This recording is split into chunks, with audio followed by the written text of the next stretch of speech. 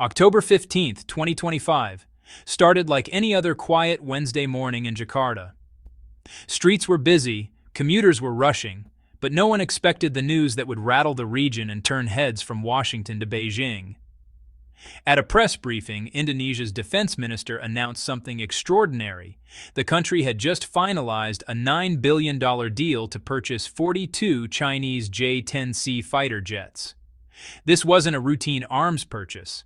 For decades, Indonesia had relied on Western suppliers, American F-16s, French Rafales, even Russian Su-27s.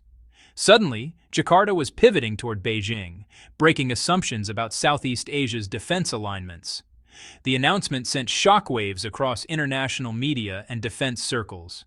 Analysts immediately asked, what does this mean for U.S. influence in the region?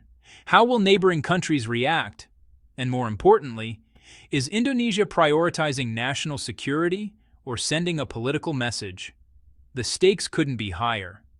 This deal reshapes Southeast Asia's military balance, challenges traditional defense partnerships, and signals that Jakarta is willing to make bold moves to secure its airspace. But beyond the numbers and the jets, this story is about sovereignty, survival, and strategic foresight. Indonesia isn't just buying planes, it's sending a statement. In a world of rising tensions, it will chart its own path. To understand why Indonesia made such a bold move, we need to look at its long-standing foreign policy, famously called Bebas dan Aktif, which means free and active. Since gaining independence, Indonesia has refused to be tied to any single superpower. It's walked a careful line, balancing relations with the US, China, and other global powers, always prioritizing sovereignty and strategic flexibility over alliances. This approach is evident in the makeup of Indonesia's Air Force. Today, it's a patchwork of aircraft from different countries and eras. Media, American F-16 fighter jets and Indonesian markings, Cold War-era fighter jets in operation, Indonesian Air Force pilots near F-16s, American F-16s from the Cold War era, Russian Su-27s and Su-30s bought in the 2000s, British Hawk trainers, and French Rafales on order. Each purchase tells a story of shifting priorities, opportunity, or geopolitical alignment. But this diversity also created a problem: fragmented logistics, different training systems, and maintenance challenges that could weaken Indonesia's ability to respond quickly in a crisis. Enter the Trisula Nusantara program, an ambitious modernization plan to unify the Air Force, replace obsolete jets, and build a credible deterrent. The goal isn't just to buy new planes, it's to create a capable, reliable, and modern force that can protect Indonesia's vast territory and maritime interests. In this context, the $9 billion J10C deal isn't impulsive. It's part of a long-term strategy to strengthen defense while maintaining the country's non-aligned independence. By framing the story this way, we see Indonesia's decision not as a sudden pivot toward China, but as the continuation of a careful diplomatic tightrope, one that values capability, flexibility, and strategic foresight over ideological loyalty. Indonesia isn't just any country, it's an archipelago of 17,000 islands stretching across the Indian and Pacific Oceans. This geography gives it incredible strategic importance, but also unique security challenges. Among these, the Natuna Islands stand out. Located near the edge of the South China Sea, these islands sit close to waters claimed by China's controversial Nine-Line. Illegal fishing, frequent maritime incursions, and tensions over natural resources have turned the Natuna region into a flashpoint that could ignite at any moment.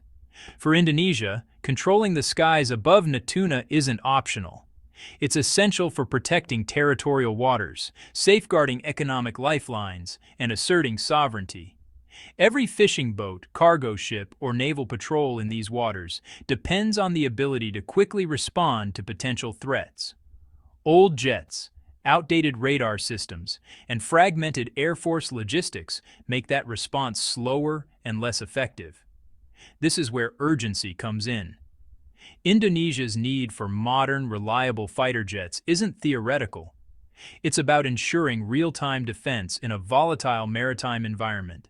A delay in deliveries, gaps in capability, or reliance on politically complicated Western suppliers could leave Natuna exposed.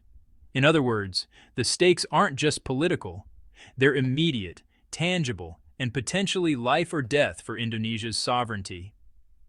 With this backdrop, the decision to explore alternatives beyond traditional Western suppliers starts to make sense. Indonesia isn't chasing novelty, it's responding to geography, threats, and urgency, which will lead us to the next part. The shopping list of fighter jets and why the Chinese J10C emerged as the winning choice. With the Natuna Islands and broader air defense needs in mind, Indonesia faced a complex choice: which fighter jets could deliver capability quickly, reliably, and cost-effectively. The options on the table were impressive, but each came with trade-offs.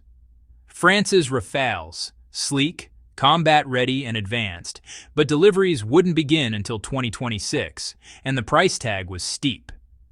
Waiting could leave gaps in Indonesia's defense.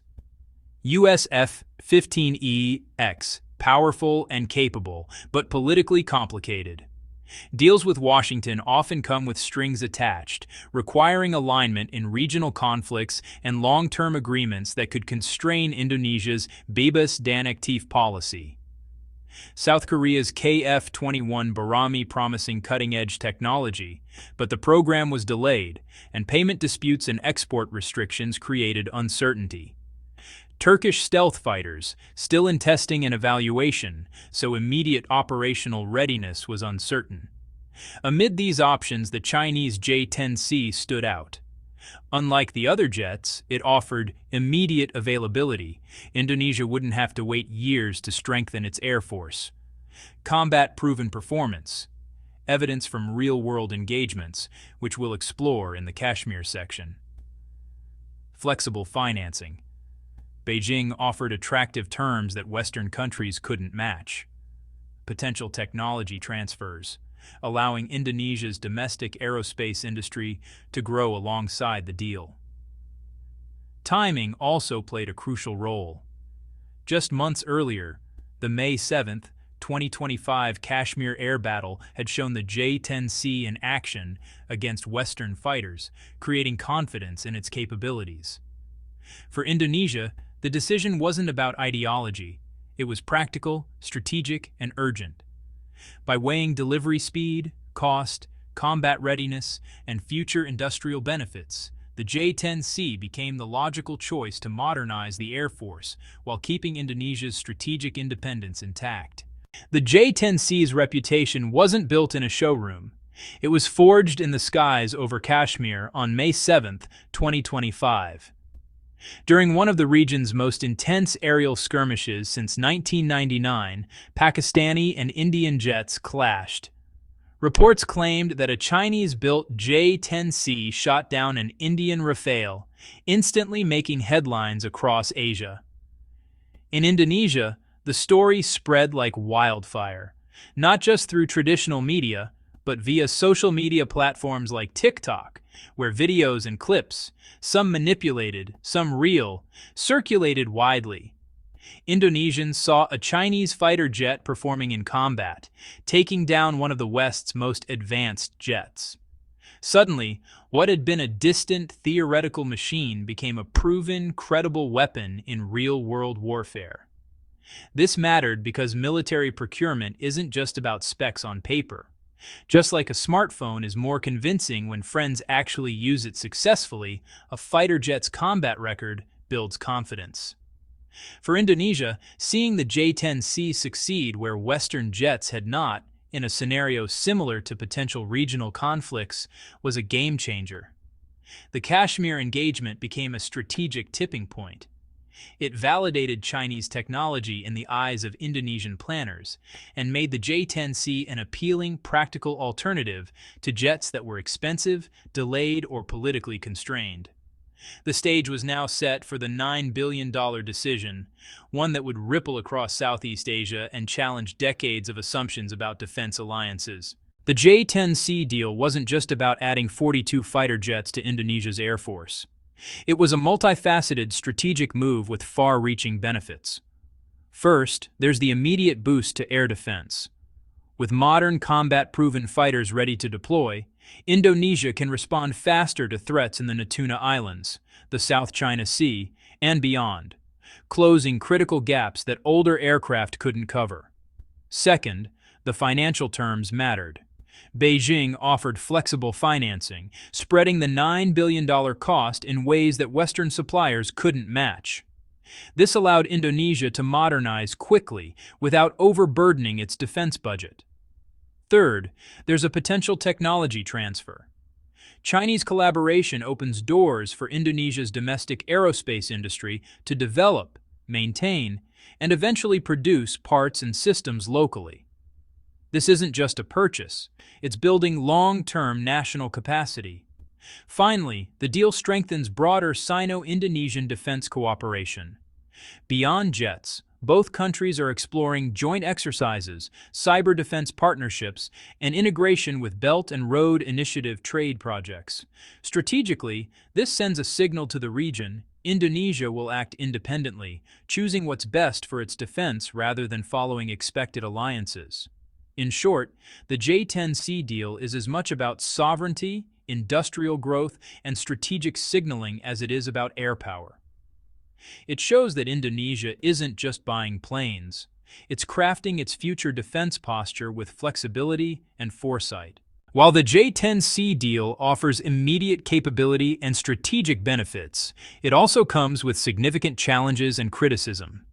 Indonesia's Air Force is now a patchwork of aircraft from multiple countries: American F-16s, Russian Su-27s and Su-30s, British Hawks, French Rafales on order, and now Chinese J10Cs. Each plane comes with different maintenance requirements, spare parts, training programs, and operational doctrines. Integrating them into a coherent, effective Air Force is no small feat. Critics also raise the political dilemma. If territorial tensions flare with China, could Indonesia realistically rely on Chinese-made jets to defend against Chinese forces? Even with assurances and careful planning, this is a question that fuels debate among analysts and military planners alike. Experts emphasize the need for careful logistics planning, cross-training, and balanced procurement.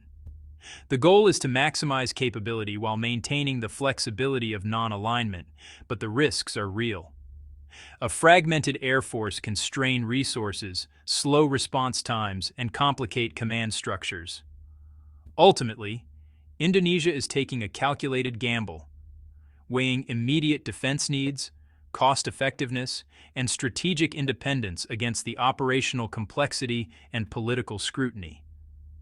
It's a bold move that signals both ambition and the realities of balancing modern air power with national policy. Indonesia's $9 billion J10C purchase isn't just a national story. It's a regional and global signal. Southeast Asia is watching. Countries like Vietnam, the Philippines, and Malaysia are taking note. If Indonesia can successfully integrate Chinese jets while maintaining strategic independence, they may consider similar options for their own air forces. For Washington, this is a wake-up call. Decades of assuming Southeast Asian nations would naturally align with U.S. military hardware are no longer guaranteed. China, meanwhile, demonstrates that its defense technology can compete on equal footing with Western systems, and that it's willing to offer financing and collaboration that Western suppliers may struggle to match. Economically and politically, the deal shows that arms sales are now instruments of influence and diplomacy. The J10C purchase allows Indonesia to maintain sovereignty over its defense decisions, signaling that it will not be pushed into automatic alignment with any superpower. It's a careful balance of survival, sovereignty, and strategic flexibility in a region where territorial waters are economic lifelines and superpowers circle like sharks. The broader lesson? The future of Southeast Asia may be defined not by choosing sides, but by choosing capability, independence, and flexibility. Indonesia's gamble could reshape defense procurement norms, force traditional suppliers to innovate, and redefine regional alliances.